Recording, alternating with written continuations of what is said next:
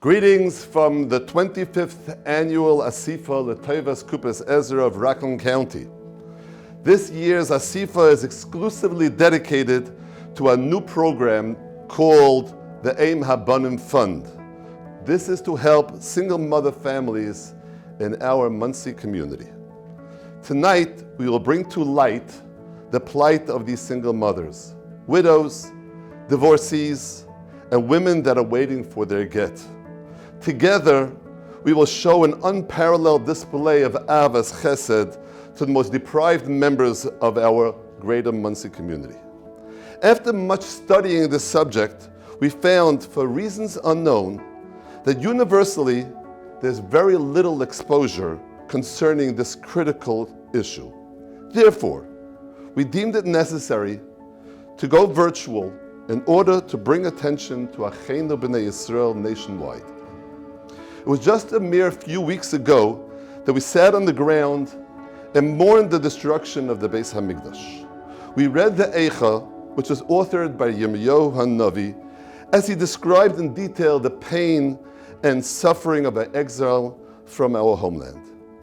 Yirmiyahu Hanavi opens his lamentations with the words, Eicha yashva badad ha'ir rabasi haisa ka'almana. Now picture the scene, Rabbi say. The Beis Hamikdash is burned to the ground. Millions of Jews are exiled or murdered. Hunger, deprivation, desolation is rampant. Eretz Yisrael is deserted. The Shechina as we have known it is gone. B'nai Yisrael, Eretz Yisrael, Yerushalayim is desolate.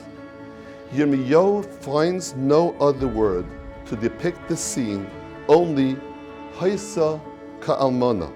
She was like a widow, or as the Medrash adds, husbandless.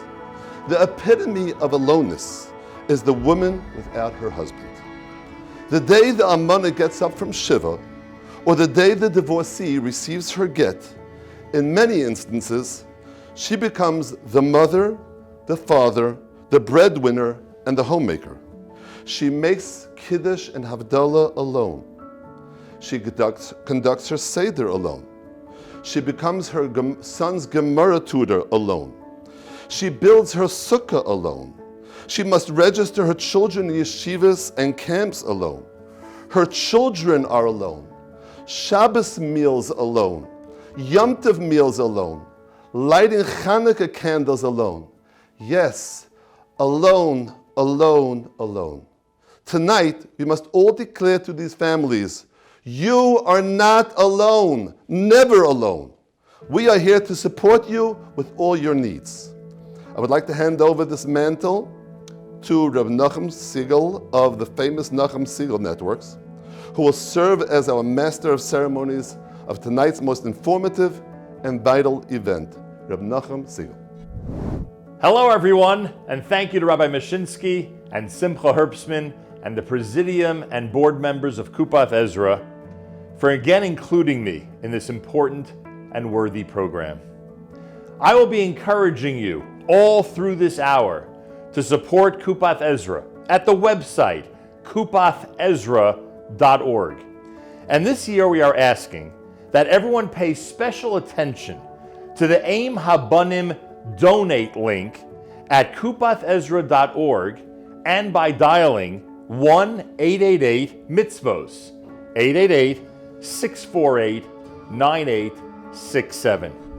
In every one of our communities around this country and around the world, we all face the challenge of single mothers and their children.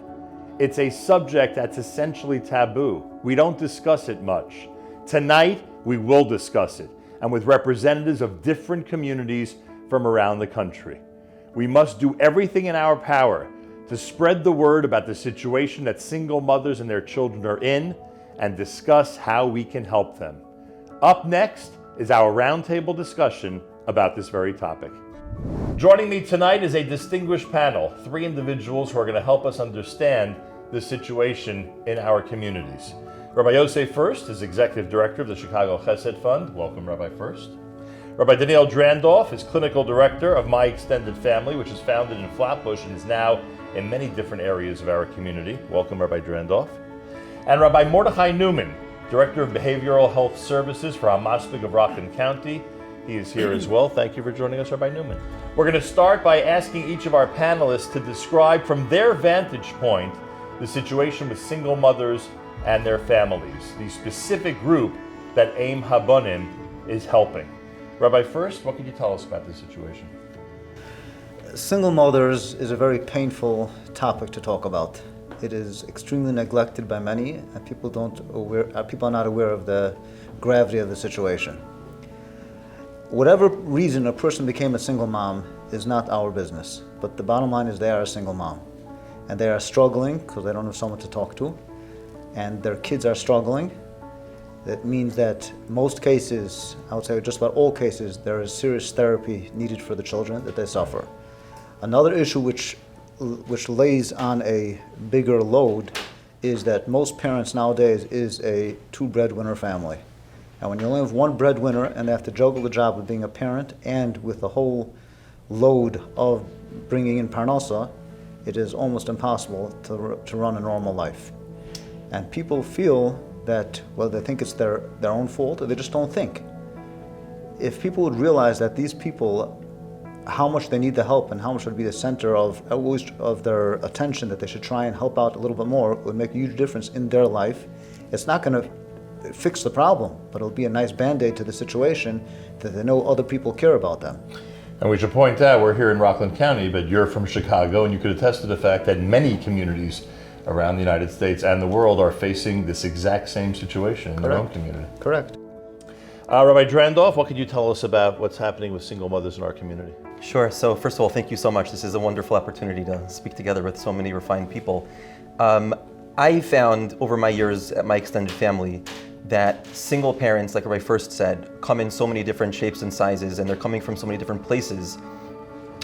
At my extended family, for example, we deal with single parents that are either divorced, who are almanas, who have a spouse who is in prison, any situation where two parents aren't living together in the home. And what I found is that while you can't paint a broad stroke across the whole entire community of single parents, but some of the things that I found that have applied to most of the single parents that I've talked with and I've tried to help is arranging a house, is isolationism, is feeling like they are separate, different, and like I first said as well, however they're coming to us, why they got divorced or whatever circumstances led to them being single parents is not, we don't get involved in that, we don't ask that question. But the children really, really suffer when there isn't a community or community and individuals, I should say, who are there to help and support the parents, because single parents are really left holding up a tremendous load without the support and help of a spouse. So the children don't have who to take them to shul. The boys don't have avusubanim taken care of. Obviously, financially, they're at a major disadvantage. It's very, very hard, whether it's tuition. We have found that parents are not able to pay tuition. Single mothers struggle with that. And then, unfortunately, some children are getting kicked out of school because the parents can't pay the tuition, the mother, I should say. So all around, there's this general feeling of a tremendous weight without enough of a foundation to hold that weight. It's a very big burden. Rabbi Newman, from your perspective, what can you tell us about the situation? So first off, to echo on what we heard, there are a lot of different dimensions to this. There's, of course, the financial piece. There's the actual piece of someone being there, the logistically, taking the kid to shul and so on. For myself, being a father, we know that, sometimes we need to coordinate. The mother is home, the father's home, someone goes out. It's very difficult to imagine running a smooth ship with kids and just a single parent doing all of that, especially Yom Tov comes and whatnot. More specifically, where I come in usually is with the mental health piece. Mm-hmm. As a licensed clinical social worker, a big chunk of my private practice is with individuals who are coming from single parent homes. And more professionally at Hamaspik, we run different programs that are catered not specifically for this population, but we do have a lot of people who fit this description. There is a tremendous mental health component that comes along with someone who is with a single parent home.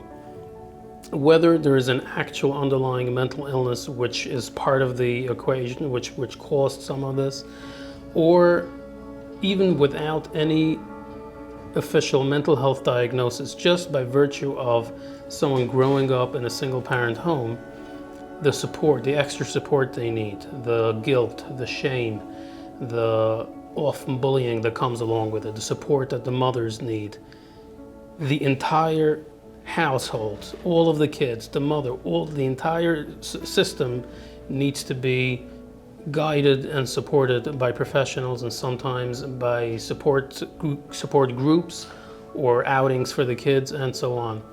When this happens, when we have this in place, it makes a very, very big difference. When we don't have it in place, either because logistically it wasn't set up, or because they couldn't find a good enough therapist that takes their insurance.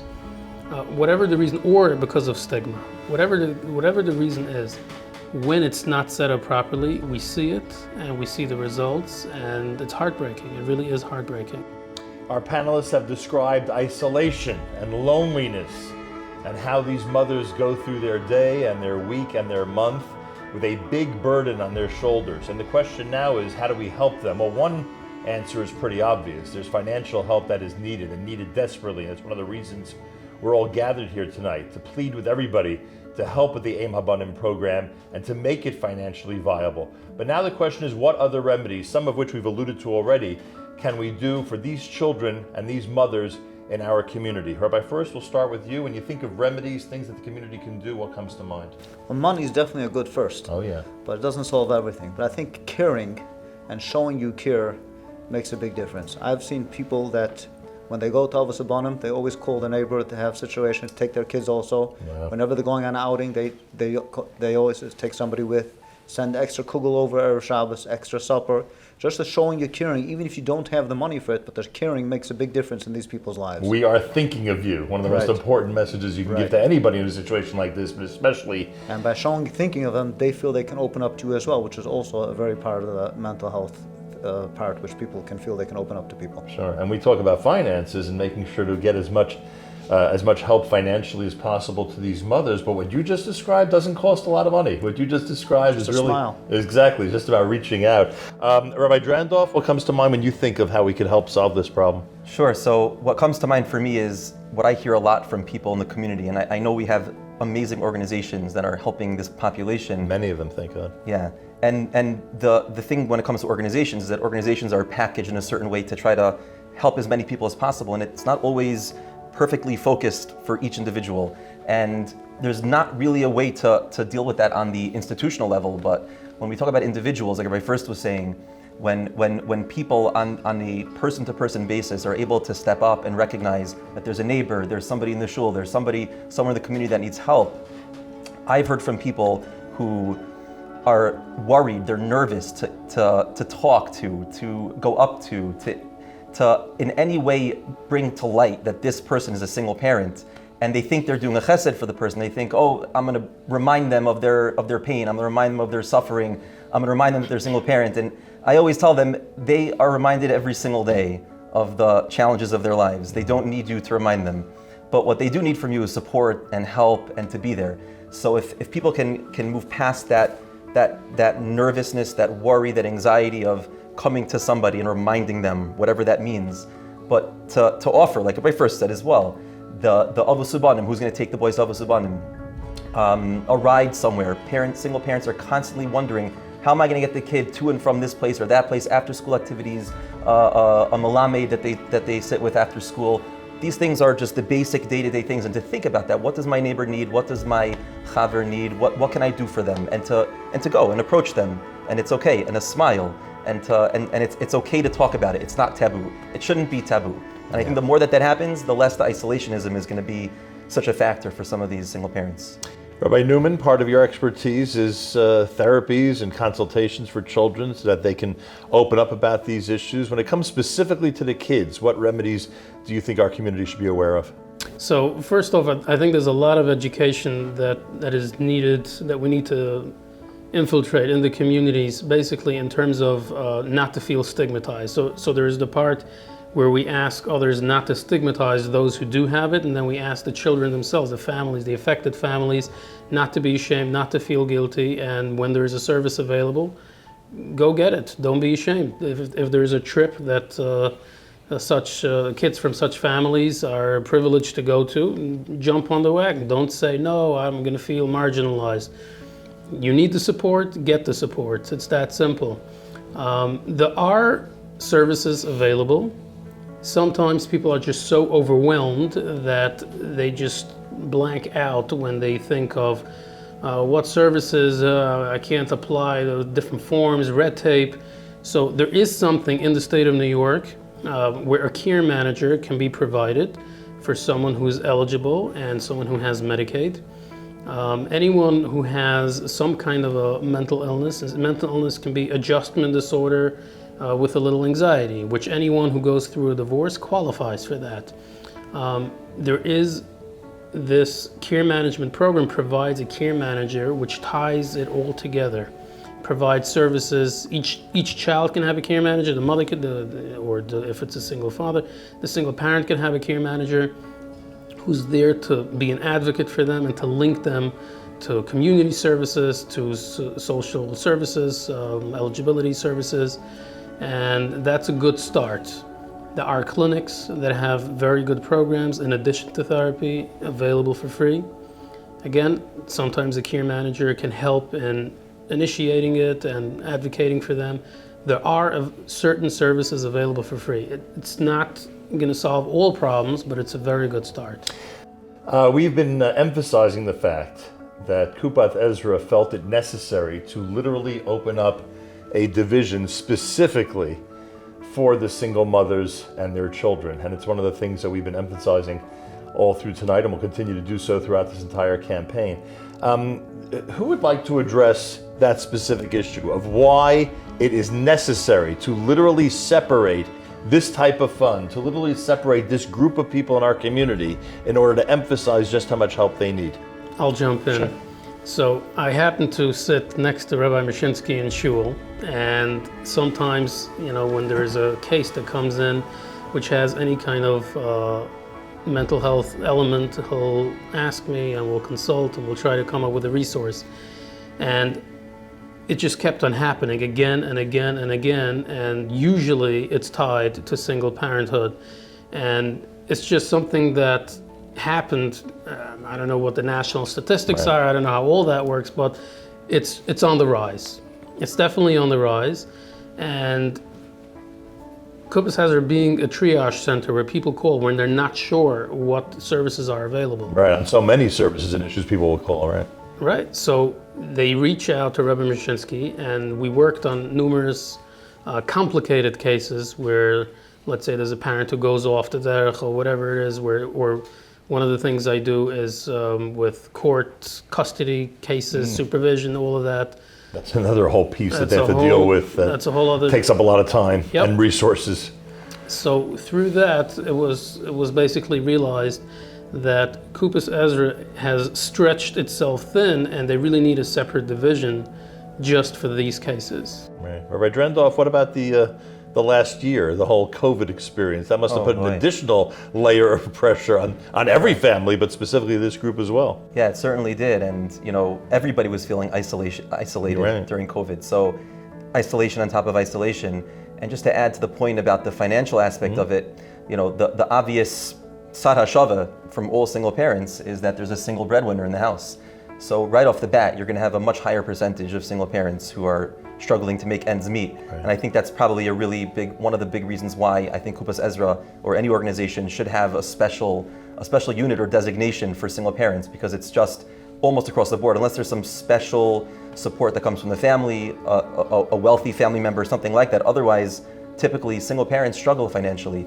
And certainly throughout COVID, as people were not working and there was a tremendous amount of depression, we saw with my extended family, children the isolation really comes through where they just felt totally disconnected.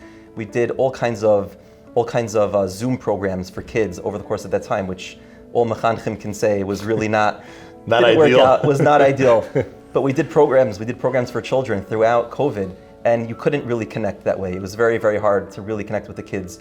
But I think that parents, single parents in particular, over the course of that period of time, felt a tremendous amount of pressure being home with the kids alone. I experienced a lot of single mothers who told me the father won't take them because he's afraid of COVID, or vice versa. It goes both ways. Single fathers have a similar plight, just to stay on the record, but stuck for months and months and months alone with the kids without any outlet, without anywhere to go, without any extra support. So that added a huge pressure on the family structure. Rabbi, first, just like Kupat Ezra is a triage center here in Rockland County, you can relate. You're sort of a triage center with the Chicago Chesed Fund for a large community, and one where people of all backgrounds are coming to you for help. The last year, I would assume the demand for your services and for your help just went off the charts. The demand since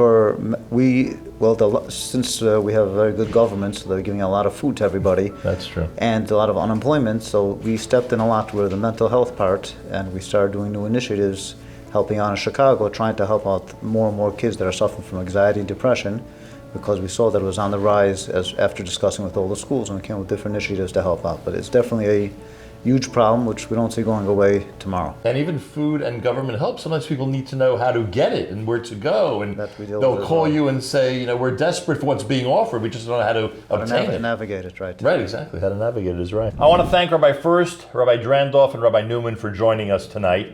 And all of you, please respond to everything they said. How? By taking very seriously the situation they've just described to us. How single mothers and their children need a lot of help, financial and other help, in our community, in Rockland County and in many other places. But tonight, we're asking you to support Kupat Ezra and specifically their Aim Habanim Fund, which goes to the mothers and children who are in this type of situation. Let's make sure that tonight Kupat Ezra has what they need for their annual budget, and that Aim Habanim gets off to a tremendous start financially so they can help everybody who's in need. The entire panel and I thank you very much. Now we'd like to present to you the world premiere of a special music video done by Nati Brody, specifically regarding the Aim Habanim Fund. Kupat Ezra has identified the most pressing need amongst their recipients. There are a growing, surging group of single mothers that are overwhelmed bringing up their children, raising their families without any support.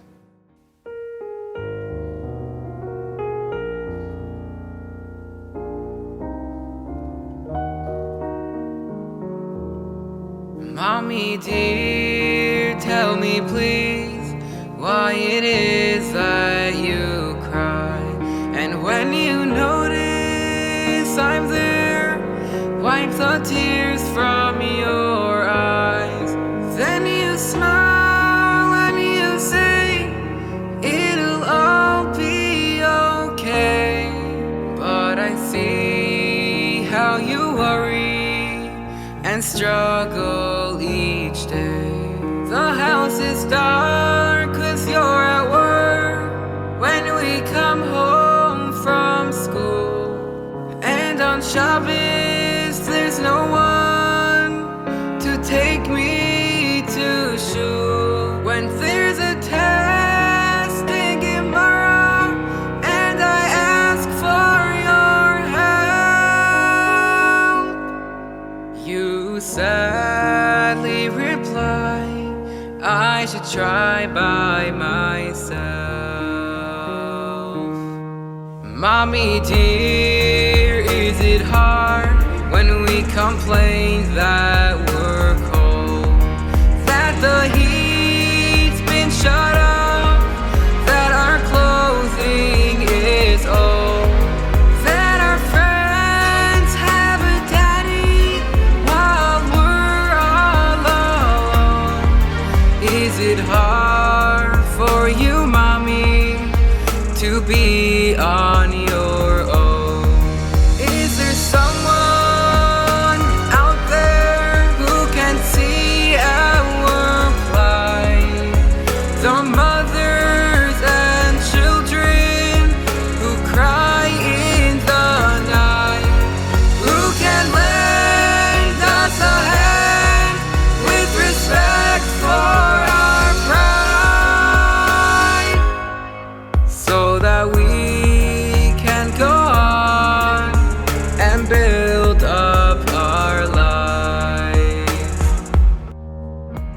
Kupas Ezra has launched a new initiative, Aim Habonim, to support those single mothers, separated, divorced, and almonas that are struggling to provide for their families under a mountain of hurt, of pain, of neglect. They need our support. Mommy dear, I can see that you're happy today. There's a check in your hands for the bills we must pay. And a man with a smile spoke to me for a while, said he'd be there for me like his very own child. How I hope and I pray that we'll never again have to cry in the night. Now we found we have friends, and I'll stop in each day for those people who give. May they always be happy for as long as they live. Aim Habonim is an anchor of support for these mothers. It is a first stop to call for help when they feel alone, neglected, and without any resource. In the schus of our bringing light and joy to these single mothers, may Hashem permeate our homes with light and joy, nachas from our children, gesund, bracha, and hatzlacha that we all so desperately need. How I hope and I pray that we'll never again have to cry in the night. Now we found we have friends, and I'll stop in each day for those people who give. May they always be happy for as long as they live.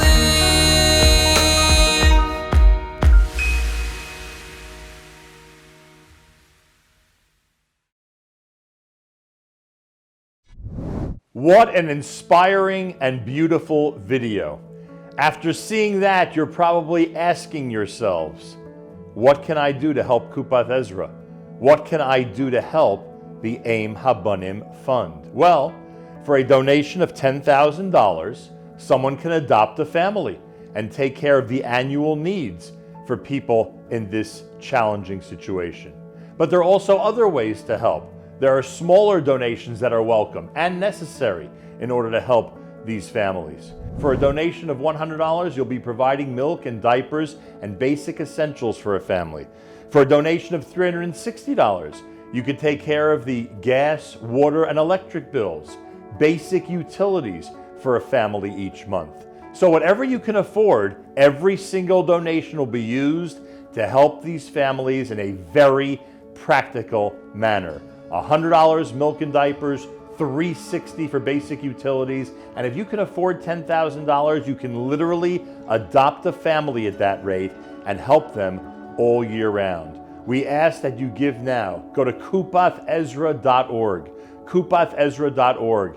You'll see on the home page a special link for the Aim Habonim Fund. That's the fund that we've been speaking about and featuring all night tonight as we beg you and we ask you to reach deep into your pockets and support the families, the single mothers and their children who are in desperate situations and need a lot of help. You could also call 1-888-MITZVOS. That's 888-648-9867 and give your contribution over the phone. All we ask tonight during this annual Asifa is to give. Give what you can. If it's 100, if it's 360, if it's 1,000, if it's 10,000, give what you can. Please keep in mind the special canvas painting of Rav Chaim Kanievsky that's available at the $1,000 gift level, and for $180 you'll be receiving the Art Scroll Special Edition for Kupath Ezra, Rav Chaim Kanievsky on Tehillim. and you can dedicate that donation in memory of somebody or in honor of somebody. Whatever it is that you'd like to do for Kupath Ezra, all we ask is that you give and give generously. Make tonight a great success plus. The great success that we need in order to keep Kupath Ezra going, but the plus, give some more to make sure the AIM Habanim Fund gets off to an amazing start, and that we help single mothers and their children all year round. At this time, it's with great pleasure that we introduce our first guest speaker, businessman and award-winning international keynote presenter and author of the book Leopardology. Please welcome Kivi Bernhard. Hi, my name is Kivi Bernhard, and what an honor and a privilege it is for me to be able to share with you a few words today regarding this incredible organization, Kupath Ezra. What a phenomenal organization that was built in the 1959-1960 era by Rabbi Mashinsky and Mr. Sam Nussbaum. Phenomenal organization, helping over 800 families a year with some $5-6 million of budget requirement. And what an opportunity we have to be able to participate and to share and to engage in this incredible mitzvah of providing for all in an abundant and a prosperous way. It struck me as I was thinking about this. Here are two individuals, Rabbi Mashinsky and Mr. Sam Nussbaum, that identified a need, saw that something needed to be built, had to be raised from the ground and birthed into the world, and dedicated time, effort, energy, and money to do so.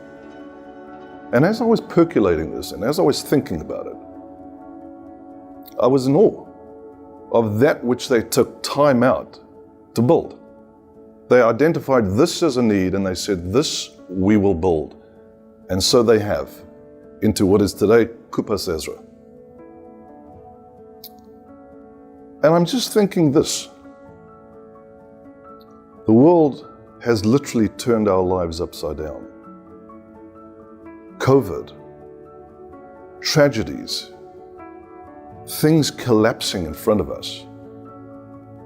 The world is telling me that which we have collectively built over decades, perhaps even millennia, is not standing the test of time. There is an ingredient in there.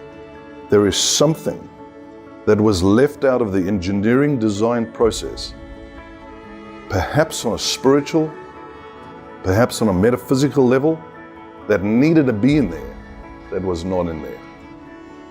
What is that thing? What could that possibly be? I ask this, is it possible that we built houses but not homes? We built families but not relationships. Is it possible that we build businesses that transact but they are void of sensitivity and emotion? Is it possible that we build customer service that doesn't service customers? Is it possible that we've engaged in human resource? All resource, no human. Is that possible? And if I dare ask, could it be, just possibly, that we have engaged in religious observance, cultural ritual and pursuit that is void of spirituality? Is it possible that while we know God, we don't actually have a relationship with Him? Is that possible? Is it possible that we are transacting culturally in Torah and mitzvahs, but we are not engaged in a meaningful, purposeful, beautiful, loving, fun relationship with Him?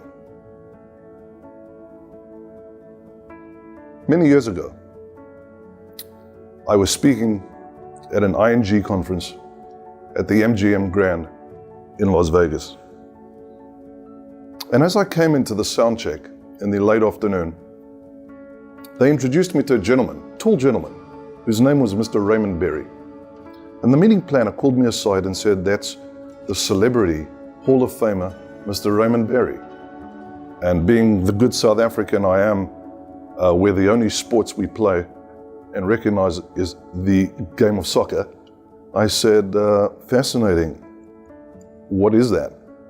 And she explained to me that he was a famous footballer in 1967, played for the Baltimore Colts and then coached the New England Patriots and made quite a mark on the game. I was honored to meet him. And I came over to him and I shook him by the hand and I said, my honor, pleasure to meet you, Mr. Berry. And he said the same. The meeting planner explained to me that he sat on the board of one of ING's largest wholesale distributors and went on to share that this event this evening was partly a farewell to him as he retired from his commercial activities. But she told me that he was famous, actually, not so much for his commercial pursuit, but in fact for his evangelical activities, and a devout Christian man who's involved in a lot of evangelical activity. And I acknowledged that and I said, that's fantastic, my pleasure to meet him. I went on and I did my thing and concluded my platform, and a fascinating thing happened. As I came off the platform and went to kind of take my seat back in the ballroom, Mr. Berry stood up. And as I walked towards the table I was sitting at, he opened his arms like this, as if to embrace me forward and encourage me to give him a hug. And I did. And he held me aside and he said to me the following words. He said, Kivi, it is no mistake that God sent an Orthodox Jew to put me into retirement. And I said, Mr. Berry, my honor, we all serve one God. And here's what Mr. Berry said to me. He said, that's true, Kivi, but the Jews have a secret. And I said, a secret? What's the secret? He said, they have a thing called a Jewish mother. This is an age-old secret, because the Jewish mother is that mechanism that is responsible for embedding and imbuing this deep, deep relationship connection that we speak of, the spirituality, the fiber, the magic of relationship that speaks well beyond the transaction, speaks well beyond the engagement of a cultural ritual.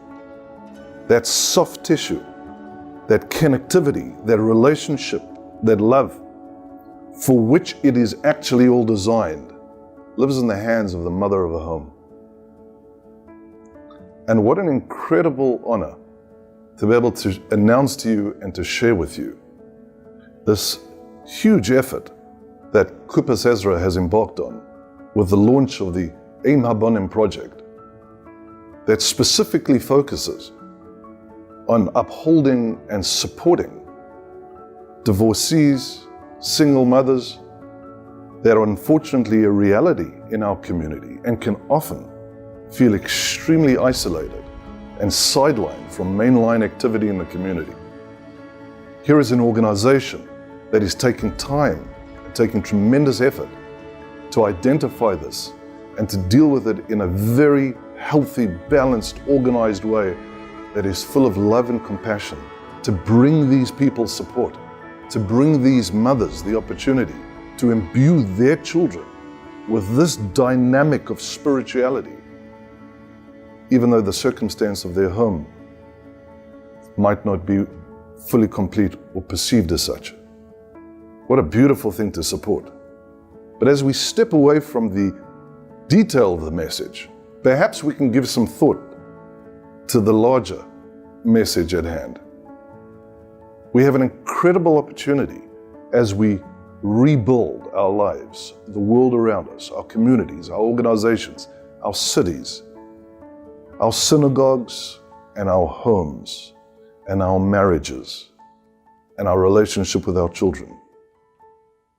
There is an ingredient that was missing historically, which is why things have collapsed around us. Now is the time to identify that. And as we rebuild, let's make sure we sew that in. Let's make sure we cement that into our organizations, our schools, our shuls. The brick and mortar is all good and wonderful. But what does it feel like? What does it leave me feeling after I've sat in your classroom, after I've come to your boardroom, after I've had a meeting with you, after I had dinner with you, while I sat at your Shabbos table? What does it feel like? Because that is the space and the place of deep connection and relationship.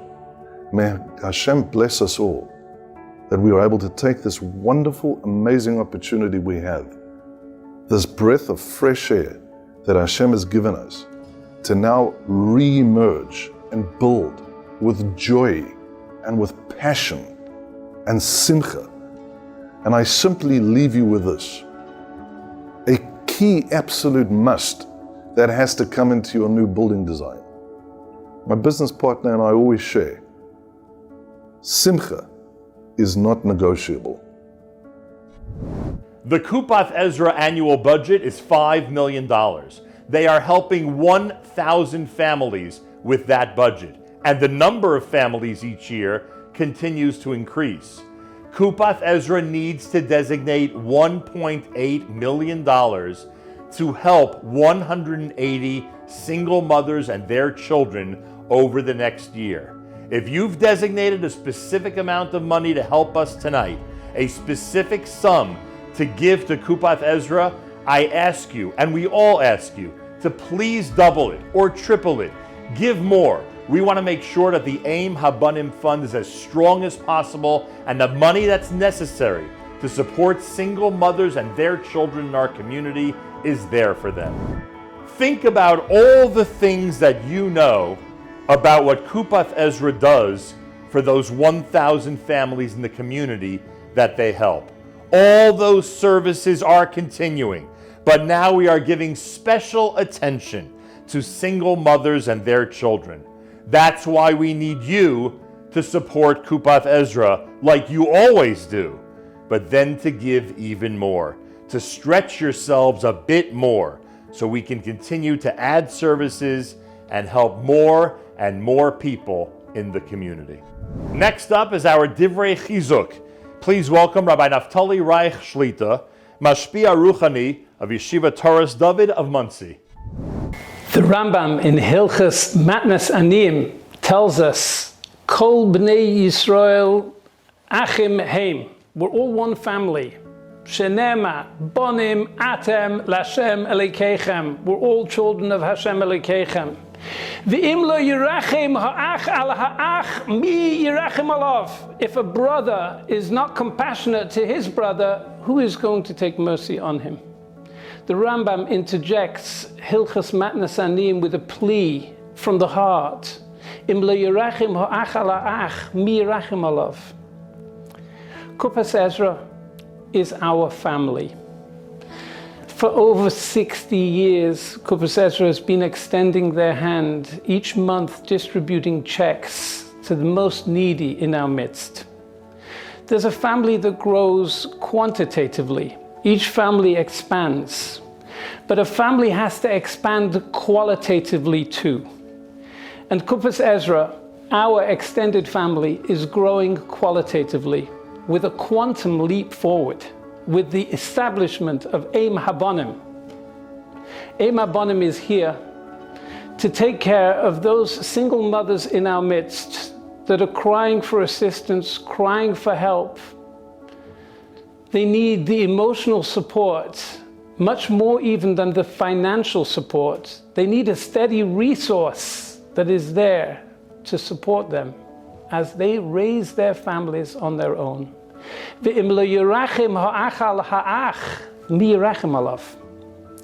Gemara in Baba Basra in Daf Yud Aleph shares with us a fascinating story.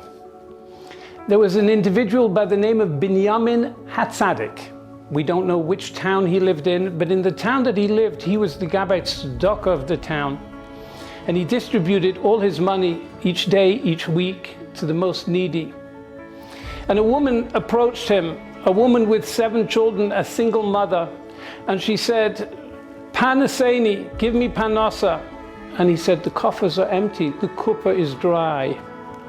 And she said to him, if you don't give me panosa, I'll die. I have no other resource than you.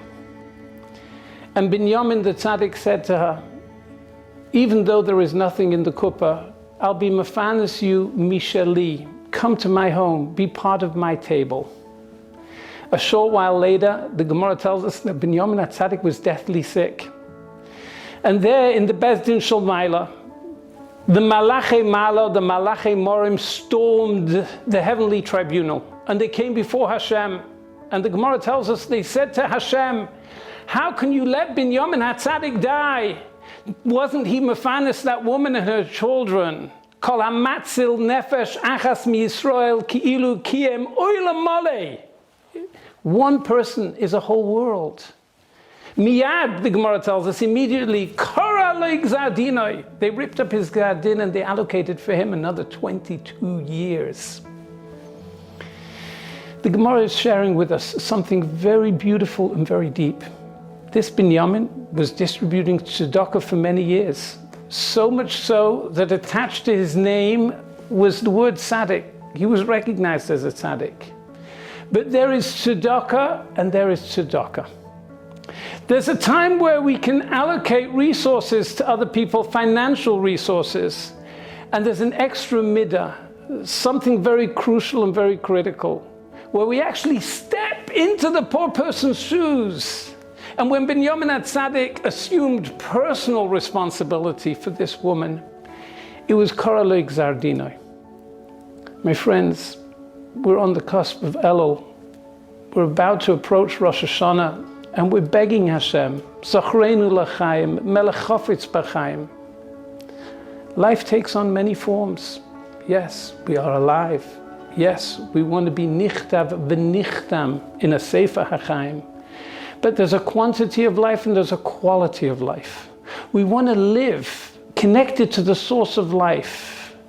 And the secret to which we're going to be given the quality of life, the true joy of life, is dependent on this very Nakuda.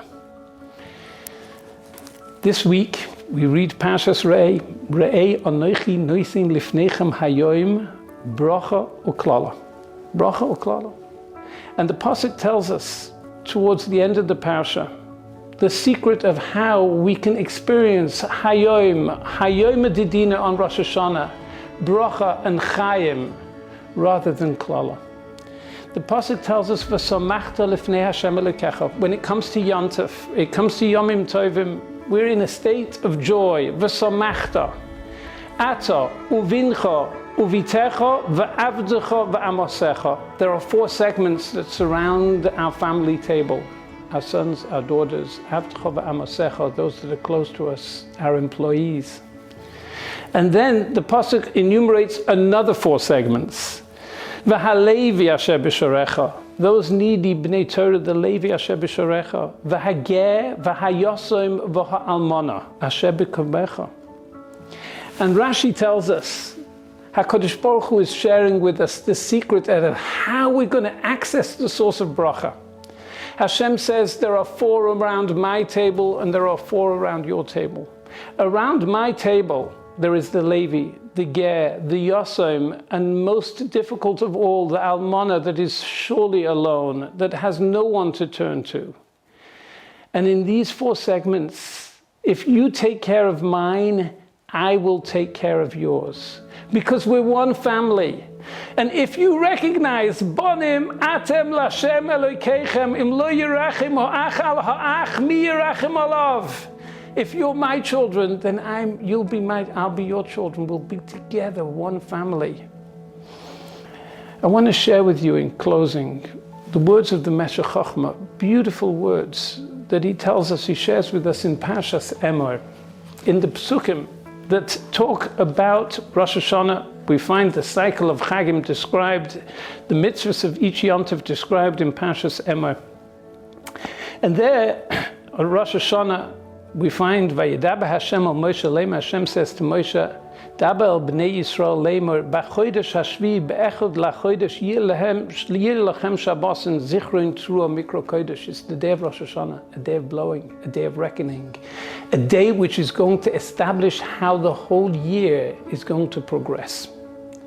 And the Meshech Chochmah asks, why is Rosh Hashanah established a day of judgment here at this particular day, the 1st of Tishrei? There are different Rosh Hashanahs that the Mishnah reckons out.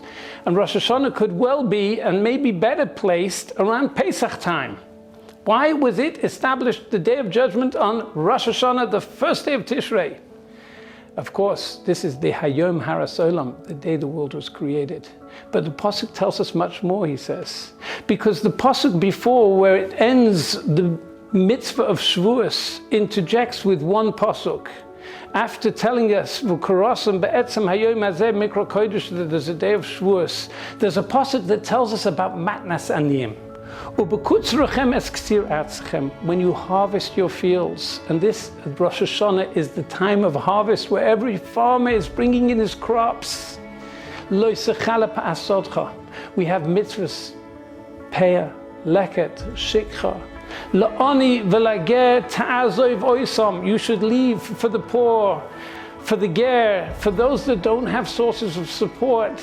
Leave them the droppings, the clippings, the peah, the corner of the field. Ani Hashem Elokeichem. Says the Meshech Chochmah, this pasuk is placed here because this is the way that we will secure for ourselves a gut gebenchte Jahr, a true Shnas Chaim. And if we look in the words a little deeper, La'oni v'lager ta'zoiv oisam, we can read it a little bit more. Because the true Matnas Aniyim here is, of course, we can give to another person, but we take credit for that gift. And in the interim, the ani is compromised receiving it. But leket shikho peah matnas aniyim is given in a manner that the ani doesn't know who the benefactor is. He's truly a recipient maintaining his dignity. And the pasuk tells us more, la'ani v'lager ta'zoiv oisam. And the word ta'aziv doesn't just mean leave it there in the field for him, but it's from the word ozoiv, ta'azoiv, imoy. Provide him secure. Provide him the emotional support. Feel for him, truly care for him, be standing at a distance and rejoicing that he has what he needs to make his yontif wonderful. And then, Ani Hashem Elokeichem, and we have the mitzvah of Rosh Hashanah. What a beautiful Meshech Chochmah. And my brother Reb Oren Zol Zayin Gesund added a very beautiful thought.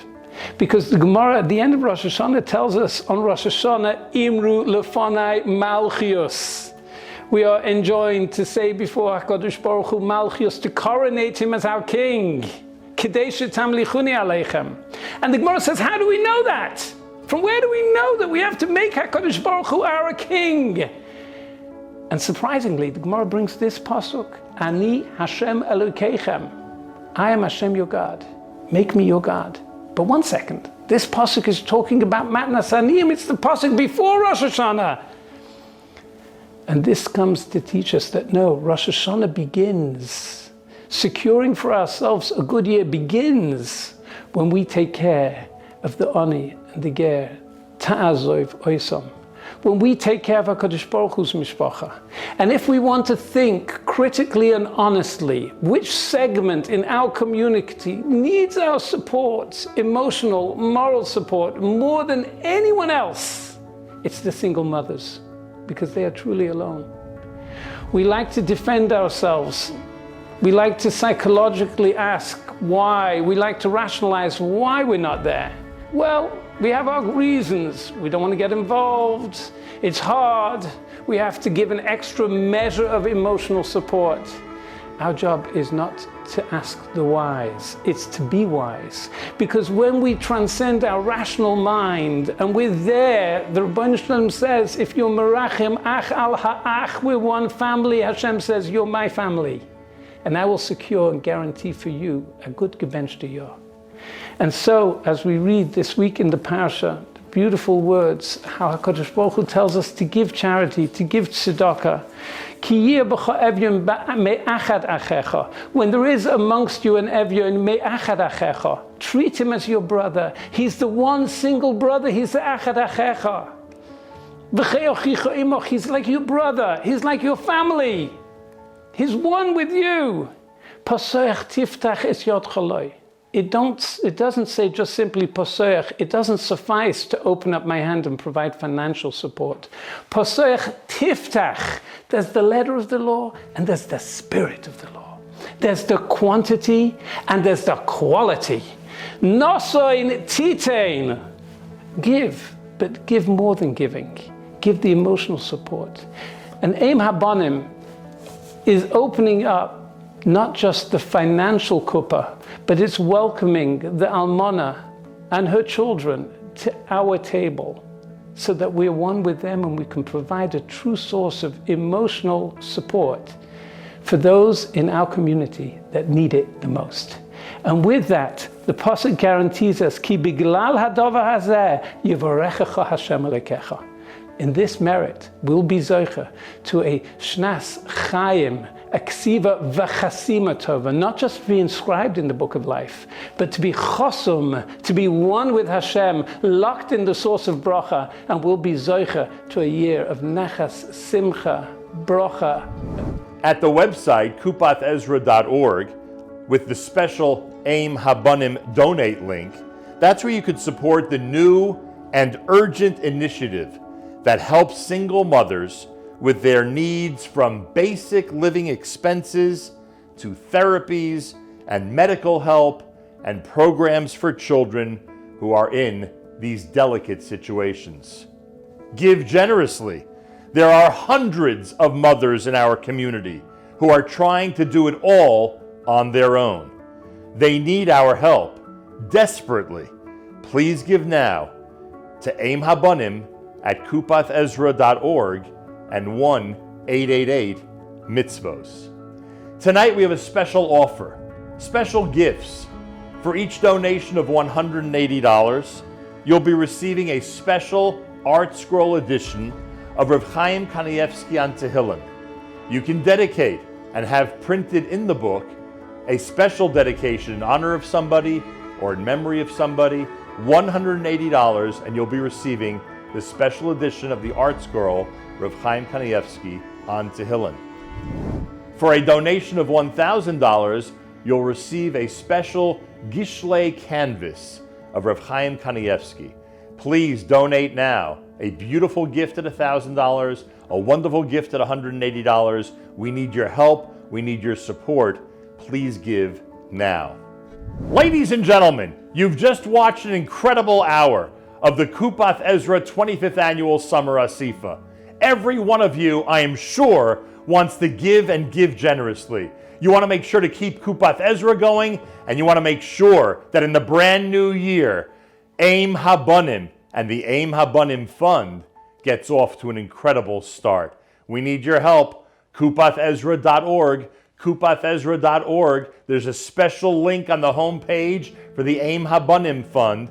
Kupath Ezra is an umbrella organization with so many services and so many tzedakahs going out in so many directions to so many families.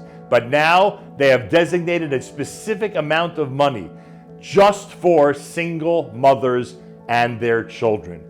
Give to Kupath Ezra, give to Eim Habanim, give twice if you need to, give double the amount that you thought you'd originally give, just to make sure that both the organization and this special fund get off to an incredible start in the new year. I pray that all of us have a wonderful new year, and I pray that Kupath Ezra has to close its doors because they won't be necessary anymore. But right now they're very necessary, and they're very necessary for the community in general and for single mothers and their children. Please give. Make tonight a great success. My name is Nachum Siegel. Thank you so much for watching. Thank you for being part of this incredible tzedakah, and thank you for helping Kupath Ezra and the Eim Habanim Fund flourish in the brand new year. I would like to take this opportunity to thank and congratulate all the participants in this year's Asifa planning and execution. especially my dear friend and partner Simcha Herbstman for his tireless dedication to our Kuppah. His devotion knows no bounds. I would also like to thank him and his wife for sponsoring the commemorative Tehillim that will be distributed in honor of their parents, Aleim HaSholem. We also would like to thank the members of our round table panel, Rabbi First, Rabbi Drandov, and Rabbi Newman for their insights, wisdom, and ideas how to bring our Eim HaBanim Fund to greater heights. Also, I would like to thank at this time our guest speakers, Rabbi Naftali Reich and Rabbi Kivi Bernhard, for their impassioned speeches. I am sure that Dvarim Hayotzim min Halev Nichnasim el Halev. Reb Nachum, I would like to congratulate you on your masterful performance as our Master of Ceremonies. May you all be zeicher to a life full of simcha and nachas, and as the saying goes, health and wealth and time to enjoy it. Lastly, I would like to thank our audience that took the time and interest to partake in this most important Asifa. With your outstanding generosity, we will be able to help our single mothers and their families. We can alleviate their pain and help them to bring up their children and see much nachas gesundheit. As we've recited in Hallel yesterday, Mikimi me afar dol, me ashpais yardim evyoin, lehaishivi im nedivim amoy. And as the pasuk concludes, Eim habanim semecha. May all these families be zeicha to happiness and joy. May we all merit the Shechina, Yerushalayim, Eretz Yisrael, and Klal Yisrael, never to be alone and never to be forsaken with the imminent coming of Mashiach b'mheira v'yameinu.